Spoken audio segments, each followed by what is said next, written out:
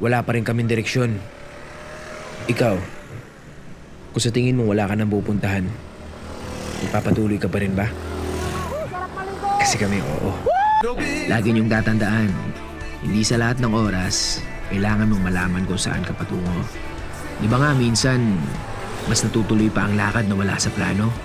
Kasi minsan pag planado nagiging drawing. Di ba ang drawing sa inyo, hindi natutuloy? Sa amin ang drawing ay paggawa ng guhit sa mapa ng lahat ng aming napuntahan. Bawat piga ng silinyador, bawat ikot ng gulong, bawat pihit ng monobela, meron kaming napipintang masasayang alaala.